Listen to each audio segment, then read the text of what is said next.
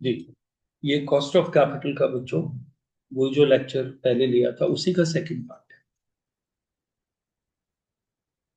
इसका second lecture है। पहले मैंने आपको प्रेफरेंस तक पढ़ा दिया था पहले लेक्चर में, debentures and cost of preference. अब हम ले रहे हैं कॉस्ट ऑफ इक्विटी। यहाँ पर we are taking cost of equity. Various approaches of cost of equity capital है आर अवेलेबल। के ई बोलते हैं इसको, कॉस्ट ऑफ इक्विटी। इसका फॉर्मूला है डीपीएस 1/एमपी इन 100। डीपीएस 1 का बच्चों लॉजिक ये होता है dividend per share after 1 year. देखिए, जो आज हम डिविडेंड दे रहे हैं, यहाँ देखिए, सपोज एक वर्ड आता है डीपीएस 0, डिविडेंड पर शेयर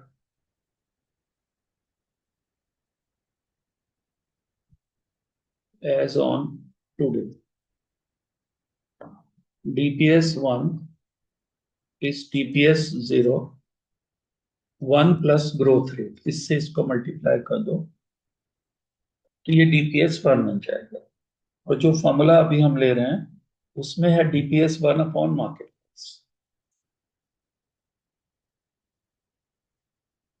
ये क्योंकि जो हम इंटरेस्ट या प्रेफरेंस डिविडेंड लेते हैं वो भी एक साल बाद का लेते हैं, तो डिविडेंड भी एक साल बाद का लेंगे। ये हमारा कॉस्ट ऑफ इक्विटी आ जाए।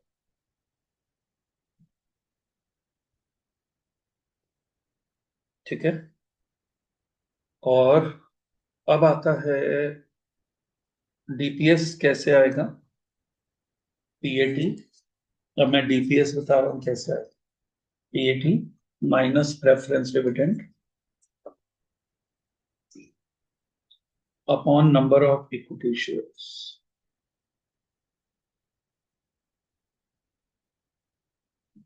PAT minus preference dividend upon number of equity shares।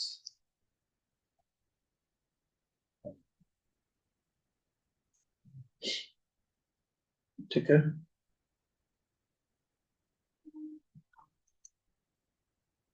या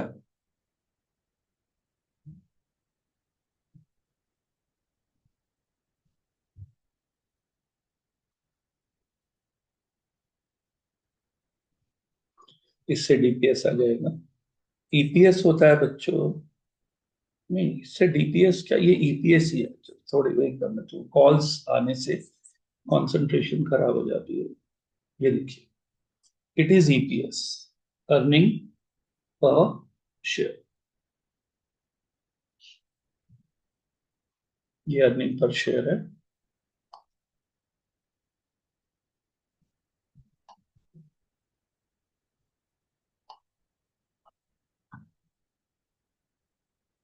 PAT minus preference dividend upon number of equity share. DPS क्या होता है, dividend of equity shares paid in current. ये डिविडेंड पर शेयर है upon number of equity shares, या और face value of equity into dividend percentage,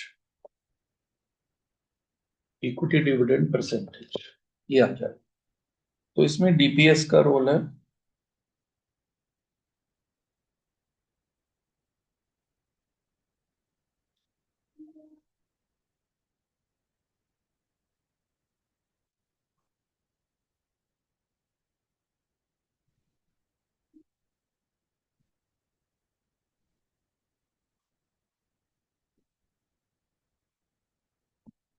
ठीक हो गया। अब आता है डीपीएस 1, मैंने बता ही दिया। यदि मान लीजिए डिविडेंड 50,000 है, अपॉन इक्विटी शेयर 10,000 है, 5 है, और ग्रोथ रेट 8% है, तो ये तो हो जाएगा डीपीएस 0। और डीपीएस 1 हो जाएगा 5, 1 प्लस 0.08, 5.40। तो हमें डीपीएस 1 लेना होता है अपॉन एमपी इंटू 100। ये कॉस्ट ऑफ इक्विटी आ गया। अब है कॉस्ट ऑफ इक्विटी कैपिटल। यदि नई इक्विटी है, डीपीएस जो भी डिविडेंड पर शेयर है, इसमें डीपीएस 1 नहीं लिखा है, अपॉन नेट प्रोसीड्स इंटू 100। और नेट प्रोसीड्स क्या होती है? Issue price minus expenses on issue, equity के लिए। इक्विटी का इशू प्राइस ज्यादातर फेस वैल्यू होता है या सिक्योरिटी प्रीमियम जोड़ के।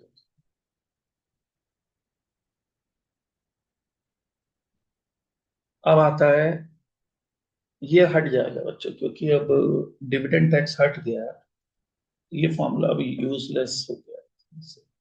ईपीएस अप्रोच होता है earning per share upon MP.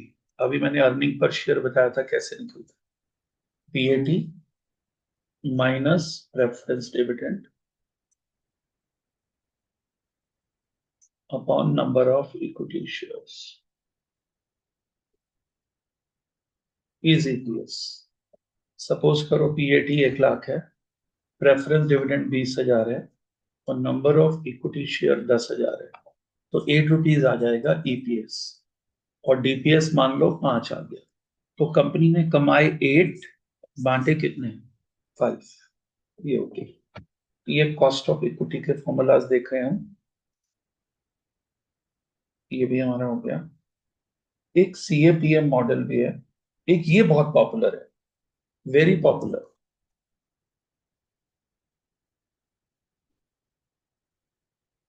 And preferable भी है यदि ग्रोथ रेट दिया है। DPS 1 upon MP into 100 plus growth rate. मान लीजिए इसका एक एग्जांपल है, डीपीएस है 5 0 और डीपीएस 1 है, दे नहीं रखा मगर ग्रोथ रेट दे रखी है 8%। एमपी दे रखा है 50 रुपये। अब हमें डीपीएस 1 चाहिए, तो डीपीएस 1 आ जाएगा 5, 1 माइनस पॉइंट 1 प्लस 0.08, 5.40।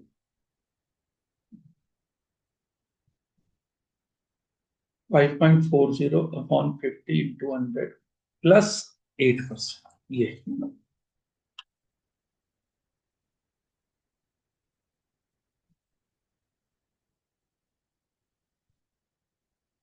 8%, तो ये आ जाएगा 18.8%।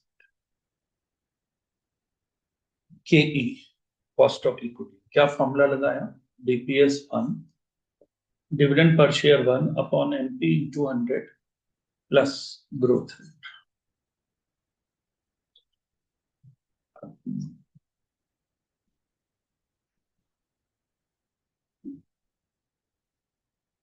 अब है सीएपीएम मॉडल है, ये भी केई का ही फॉर्मूला है, बहुत ही important, very popular. Risk free return beta और आरएम माइनस आरएफ। आरएम है expected market rate of return, RF है risk free rate of return.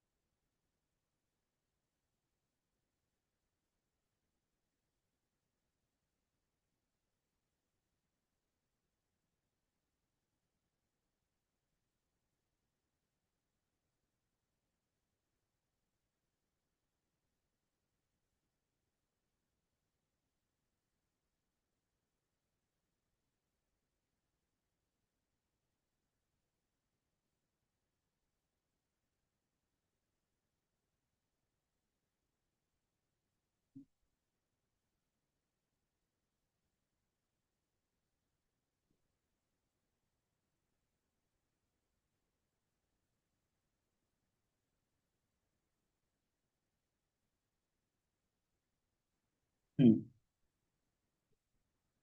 और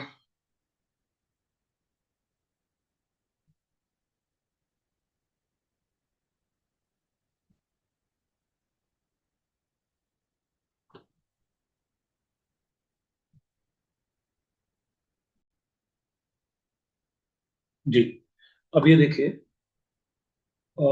ये जो क्वेश्चन है,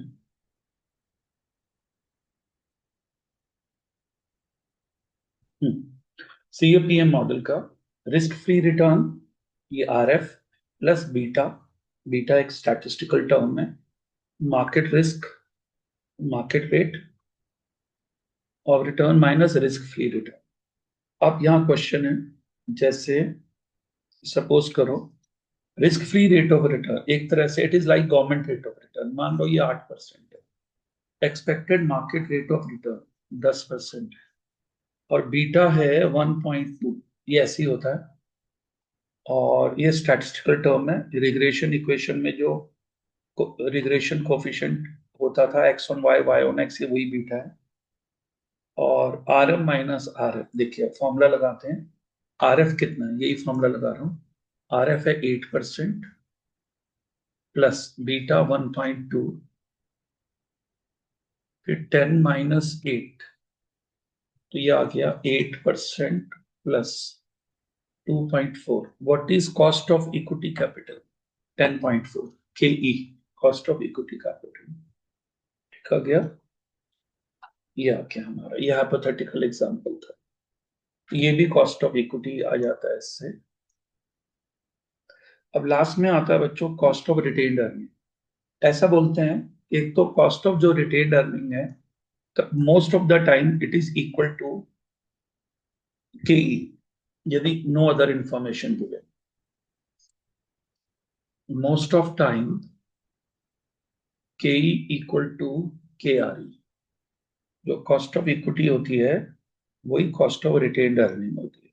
ठीक है, अब है के आर ई, के ई, कॉस्ट ऑफ इक्विटी जो निकला, देखिए 1 - इनकम टैक्स रेट, 1 - एक फॉर्मूला और है, ये भी एक फॉर्मूला है, डीपीएस 1 - ये personal income tax rate corporate tax rate से अलग है, 1 - अपॉन एमपी इंटू 100। तो कॉस्ट ऑफ रिटेन अर्निंग भी इक्विटी को ही देते हैं, इसलिए ये केई के बराबर होती है, या थोड़ा सा फॉर्मूले में और इम्प्रोवाइज्ड है।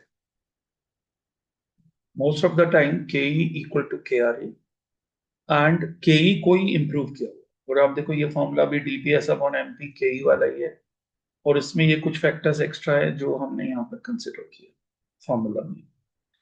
तो ये फॉर्मूला फिर दोबारा लिख रहा हूँ, केई 1 - personal income tax rate 1 - brokerage, इधर है DPS 1 - personal income tax rate 1 - brokerage upon MP 1 - capital gain tax rate. Good,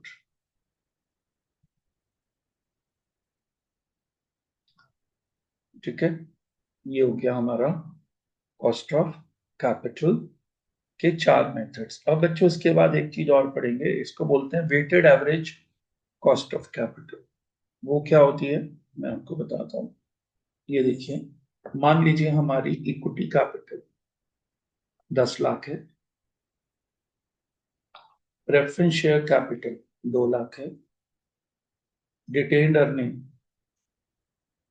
3 lakh है, और डेट 5 लाख है। ठीक है, ये रुपीज में है। तो इनका जो प्रपोर्शन है वो आ जाएगा, क्योंकि ये 20 लाख हो गया, तो 20 लाख में 10 लाख इक्विटी की 0.50, 50%, 0.10, 0.15, 0.25, तो ये 1 हो गया प्रपोर्शन। अब यहां पर cost, cost of capital after tax, cost of capital क्या है ये, आफ्टर टैक्स सबका 6%, preference share 10, retained, no no no no, 6 नहीं होगा, इक्विटी ज्यादा होता है।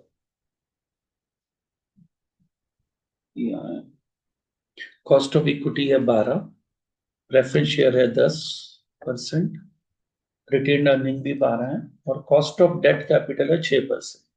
अब आप प्रपोर्शन और इसको मल्टीप्लाई कर दो, ये weighted average cost of capital है, कॉस्ट ऑफ कैपिटल 6%, 1%। कैसे आया प्लीज देख लो। 0.5 इंटू 12, 0.1 इंटू 10, 0.15 इंटू 12, 1.8,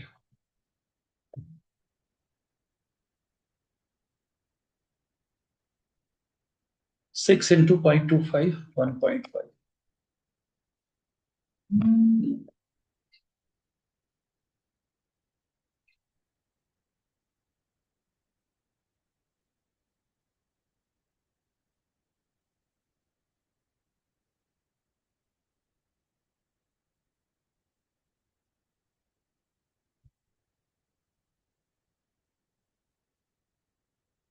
ठीक हो गया। अब आएगा, अब फिर से देख लो बच्चों, मैं इसको फिर से बता देता हूँ।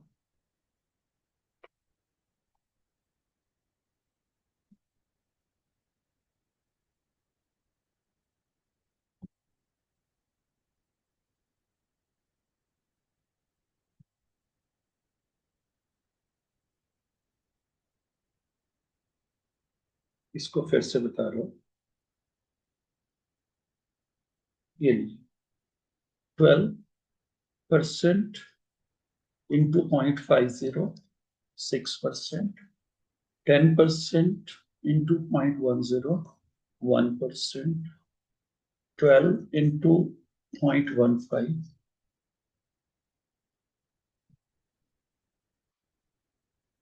1.8%। And 6% into 0.25, 1.5। इसको टोटल कर लेते हैं। इसको टोटल कर दे, 6 + 1 + 1.8 + 1.5, 10.3। ये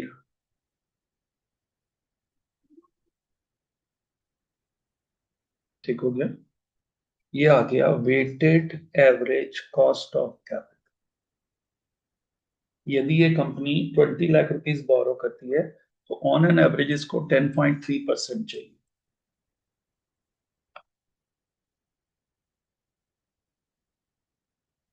ये ठीक हो गया। ये आई होप बच्चों इससे हमने चैप्टर कवर किया जो भी पॉसिबल था। आप इसको वॉच करेंगे बार बार तो आपको फायदा